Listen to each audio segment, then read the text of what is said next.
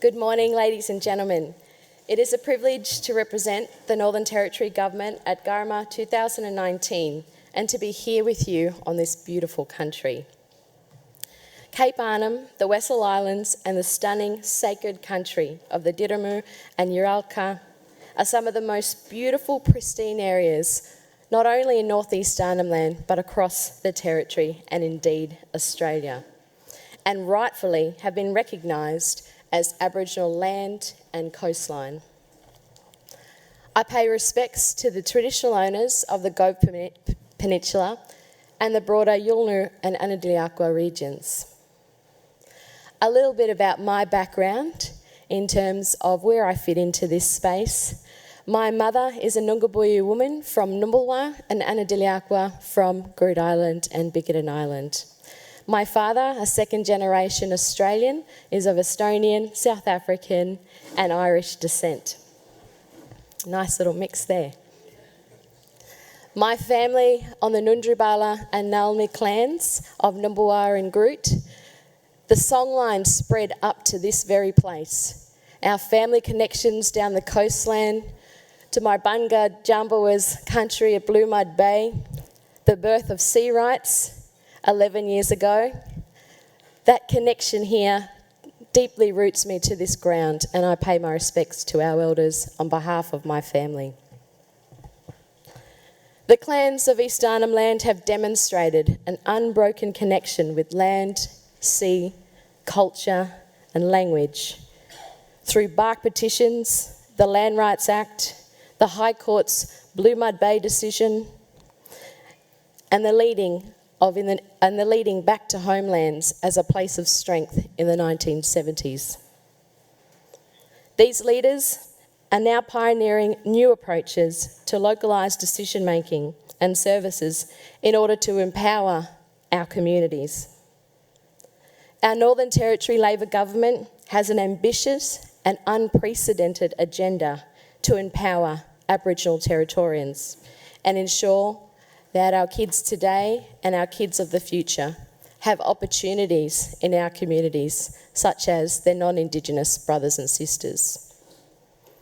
We want our Aboriginal kids to be strong in both worlds, to have an education which gives them a pathway to a brighter future, and to lead tomorrow. We are investing in intergenerational change and the creation of jobs and opportunities for all Territorians. We are tackling head-on some of those difficult challenges such as alcohol and drugs and the effect of substance abuse on our families, our communities and in particular on our children. Through our local decision-making agenda, we are rightly acknowledging that over the past decade or so, we have seen significant disempowerment of Aboriginal Territorians and our Aboriginal communities through well-meaning but perhaps misled and misguided government policies. As the Chief Minister, the Honourable Michael Gunner, said in last year's Barunga Festival, the old way of doing government here in the Territory is finished. We will now work at the pace and manner directed by Aboriginal communities. The Territory Labor government is ceding power, decision-making power, back to where it belongs, in the hands of Aboriginal people and our Aboriginal communities. Shortly today, you'll have the opportunity to hear from the Treaty Commissioner, Professor Mick Dodson, about how discussions are progressing for a framework for treaty negotiations in the Territory. I'm pleased to congratulate Miss Ursula Raymond, who is here this weekend in her new role as the Deputy Northern Territory Treaty Commissioner. Congratulations, Ursula, and thank you for being here at this year's Garma.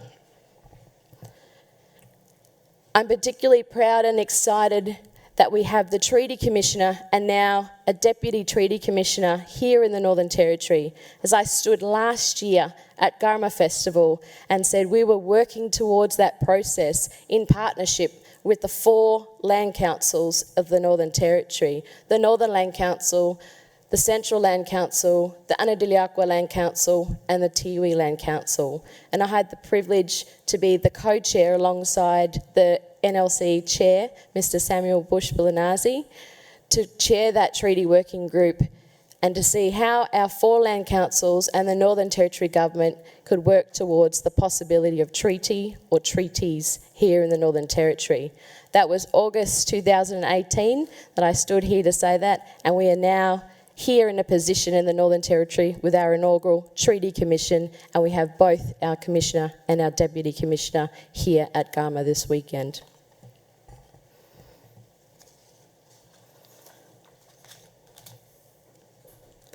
Our long-term partnerships are progressing to transfer control of services and ensure services are more appropriate and meeting the needs of local traditional owners and our Aboriginal community members in order to meet and support the aspirations of our TOs, which is the heart of economic development on Aboriginal land and sea country in the Territory. Right across the Territory, we have been having these conversations, and each community and homeland is at a different position. They are in different situations and will have different aspirations. So far, we have 4 local decision-making agreements and 5 local decision-making statements of commitment in place for negotiations that are underway with other communities and regions across the NT. On the 30th of May this year, I accompanied the Chief Minister, Michael Gunner, here to the Gove Peninsula, where the East Arnhem Regional Council, the National Indigenous Australian Agency, and regional leaders from Miwatch Health, ARDS Aboriginal Corporation, Lanapoi Homelands, the Arnhem Land Progress Aboriginal Corporation, stood together and signed the Yulna Region Local Decision-Making Partnership. There is a long way to go, but I believe we are walking in the right direction. The partnership marks a new way of working together to explore and properly recognise long-established Yulna ways of decision-making and ensure that Yulna are at the centre and in control of matters that directly affect their communities, their families.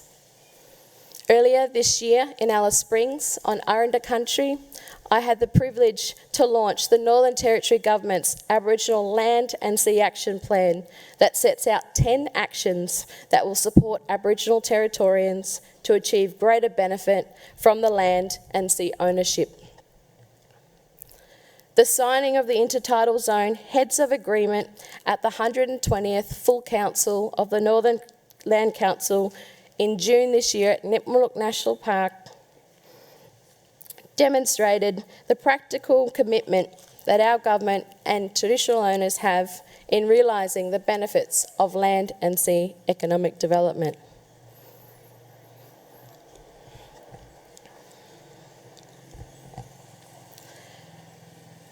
We have had strong leaders in the past, we have strong leaders now, and we need to ensure we build the support for strong leaders of the future.